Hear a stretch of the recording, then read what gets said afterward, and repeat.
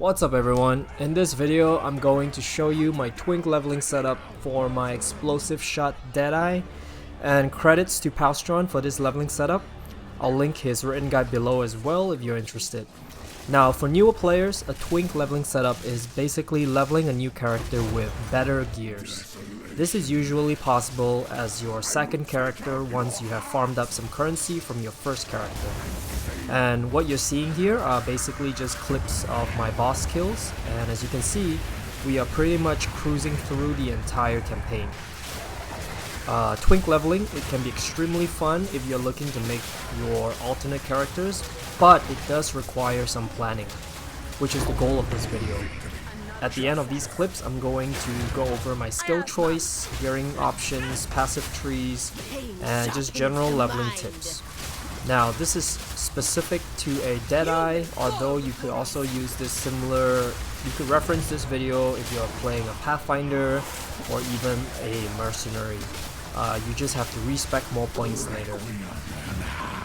One thing to note is that again, it does require some investment in this leveling setup. For this particular one, I estimate about 30 exalts.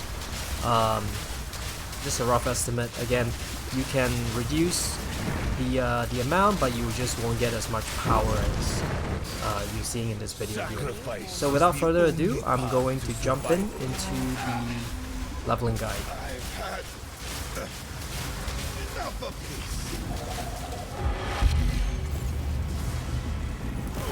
Alright, so let's jump right in. Now again, I'm going to link the written guide by Palstron in the description below. It is a very detailed guide. If you want to follow that, please click on the link. The other link that I'll include is the permanent buffs that you get throughout the campaign. That is super important, as I realize a lot of people are not getting those permanent buffs. For example, you get resistance buff and even weapon skill set points throughout the campaign, and these might be not as clear, especially since this is a new game. So check out the guide below as well. So jumping right in, let's first go over the gear. Now again, we are leveling as a Deadeye. We just finished the campaign at level 64, and the biggest thing that you want to get during the campaign is DPS. You want as much damage as possible with minimal investment. So I mentioned we are investing about 20-30 exalts for this setup. One of the most important thing is the Widow Hill. Now I would get yourself at least a 240% increase bonus Widow Hill if possible. This one you can equip at level 1, so right out the gate you can put this on. And what we'll be upgrading instead will be our quiver. So as you can see here, this was the quiver I started with. It's level 4. I had one initially I just bought from the vendor, but essentially you want as much flat damage to attacks as possible on your quiver. So as you can see here, we have some physical, some lightning damage, ideally attack speed as well if you can, but most importantly damage to attacks. And then at level 22 we upgraded our quiver with more physical damage to attacks, more lightning, attack speed here, and then as you can see, and so forth. Now this quiver here is my most recent one. It's a juicy quiver. It has physical damage, fire damage, projectile skills, attack speed, and dexterity, which is very nice. So this was a huge DPS increase, and I'll just show you here for example. So as you can see here, our gas arrow is 4100. Prior to the upgrade, I believe I was using this one. It goes down to 2100. It almost doubles your DPS for a quiver like that. So super important. So Widow Hill, and then upgrade your quiver. For your body piece, I would use a Fox Shade. This one here is very nice because it gives you movement speed, which is very scarce in this game. 10% is huge. The helm, I'm using Radiant Grief, which I think right now is maybe a couple exalts. If you can afford this, I would highly recommend this because we are using gas arrow. This helm essentially turns your build into a one-button build. If you don't have the currency for Radiant Grief, it's okay. You would just have to use Flame Wall. And then there's a lot of videos out there on how to utilize gas arrow and Flame Wall. Essentially, you would shoot a bunch of gas arrows and then you would ignite it with Flame Wall. Amulet, again, we're looking for mostly life and resist, and then stats like strength, dexterity, intelligence, whatever you need to fill it out. These ones here, you basically just go to your vendor and you buy them off the gambler. So I'm going to show you right here. If you go to Clearfell, you have the gambler that you can spend some currency and it'll give you a unique. That is the best way to get your unique, or if you have more currency, you can just buy them off trade, whatever you need. I believe it's Finn. So here, you can gamble these ones here. You have 31 chances. So you just buy a bunch of rings, and then you can see what is nice for you. Like this one here is life, resist, and so forth. So that's your jewelry basically. Again, for your rings, you want to get flat damage if possible. So fire damage, lightning, physical is the best. Same here. And then life and resist. For your gloves, you're looking for physical damage to attacks again. Damage, damage, damage always. Life and resistances. Prior to that, I was using this at level 29. It has some fizz damage, life, and lightning res. For your belt, it doesn't really matter. There's not really a good leveling belt. I found this, I actually bought this off the gambler. It has a nice +1 charm, which is quite nice, but any belt will do. And for boots, this boots here is, I think, just one exalt, but it gives you up to 20% movement speed, which is very nice. You basically want to prioritize movement speed followed by life on your boots and then res. So if you don't want to upgrade your boots, you can just use this like I have throughout the campaign. These two pieces I've used since level 1 or level 11 all the way through the campaign. Okay, so that's the gearing. Next thing let's take a look at is our skills. So we start off leveling with Lightning Arrow. These are the 3 links, Lightning Infusion and Martial Tempo. This is for our clear.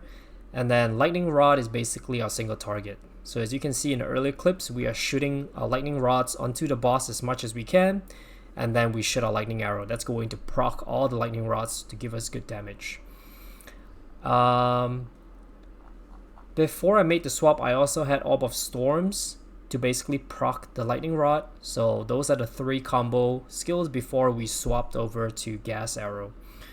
And then for Gas Arrow, we're basically running Scatter Shot, followed by Primal Armament, followed by Inspiration, because as your skill level goes up, your gem level goes up, the mana cost is quite hefty. So I like to use Inspiration. If you want to play around with your mana, you can also use Fire Infusion or Fire Penetration. Both works. And then we're running Herald of Ash and Wind Dancer. Herald of Ash gives us some nice explosions. Wind Dancer is a defensive aura. And then the next thing is Stormcaller Arrow. This one here is mainly for shocks. We have attached conduction and like lasting shock to it. So as you can see, just going to show you what it looks like. Because of our quick attack speed, we just basically fire a Storm Arrow right here. Boom. And then it typically shocks the boss right away, and then you drop your gas arrows. That's the playstyle. Drop a Storm Arrow and then gas arrows. And that's about it. Herald of Thunder, we're not using that. That is after I switch over. Freezing Salvo is our last single target skill. Honestly, it doesn't do much. It's just more like when we're fighting a boss and it's ready, we just press Q and it's going to launch some additional damage. But it's really not needed. Okay, that's it for gems. Passive tree. So for Ascendancy, again, we are at Deadeye. First, we grab Gathering Winds because Tailwind is OP. It gives you some nice skill speed, movement speed. It's just very nice. And then we grab Point Blank, and then for the next lap, we'll grab Endless Munitions, followed by Windward. Leveling this is very straightforward. We're grabbing as much projectile damage as we can, and then grabbing some recovery here, some attack speed and movement speed. Again, movement speed is king. And then more damage, more damage. These damage nodes are very, very important. I would not go any other way.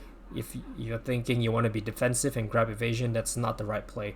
Make sure to go damage. And then just fill out your stats as you need to. You can always respec this as needed. And then grab this wheel here for more damage. and then this one for some movement speed. And then we're going to come down here and grab these evasion nodes, followed by these nodes here. And then we're actually going to skip this part first, and then we're going to go down here and grab projectile damage, more damage here. And then we're going to come up here and grab the Herald Wheel, which will give us some nice 50% increased fire damage, which is very nice. Well, we have Herald of Ash. And we're going to fill out this wheel here, which gives us a ton of attack speed per dexterity, which is very nice. This also helps us cap out our dexterity so we can focus on other attributes like strength and intelligence. And then as you're closing out the campaign, I will fill out the rest here with some skill speed, movement speed, more damage, some evasion, and finally more damage here. So that's it. That is the leveling setup. We do not have an alternate weapon. This is what our resistances look like. You don't really need to cap your resistances during the campaign unless you're playing hardcore. This is fine. We have about 1400 life, and again, I can't stress this enough. Make sure to check out the guide below on the permanent buffs that you get throughout the campaign, because you do get spirit. For example, you should have at least 100 spirit after completing the campaign. I have 112 because my amulet gives me 12 here, but you should have 100. You should also get some fire resistances, lightning and coal, so make sure to check out the written guide below. But otherwise, that's it for this video. Hopefully it helps you out. Again, Twink leveling is super fun. You're basically breezing through the campaign. I think I played for about 11, and this is including AFK time. It's more like 6-7 hours for the entire campaign. So compared to the 2 days for my initial playthrough, this is a lot more fun. So hope you enjoyed this video. If you have any thoughts, let me know in the comment section below. But otherwise, have a good one. Bye.